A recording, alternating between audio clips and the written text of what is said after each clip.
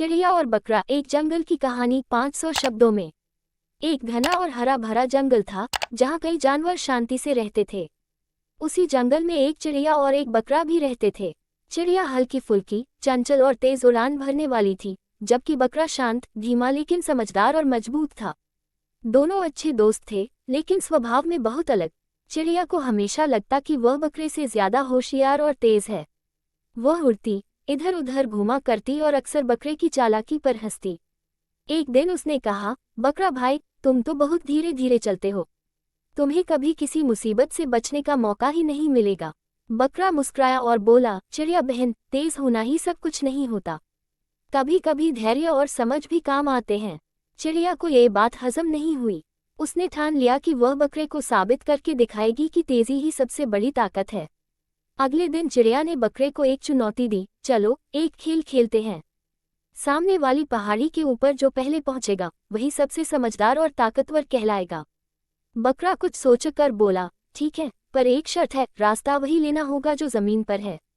तुम हवा में उड़ नहीं सकती। चिड़िया को ये शर्त मंजूर हो गई। अगली सुबह दौड़ शुरू हुई। चिड़िया फुर्ती से कूदती, फड़फड़ाती और तेजी से आगे बढ़ी। बकरा धीरे धीरे लेकिन लगातार चलता रहा। चिड़िया ने सोचा वह बहुत आगे निकल चुकी है, तो एक पेड़ की छांव में बैठकर आराम करने लगी। थोड़ी देर में उसे नींद आ गई। जब उसकी आंख खुली तो सूरज ढलने लगा था। वह घबरा कर उठी और तेजी से पहाड़ी की तरफ भागी।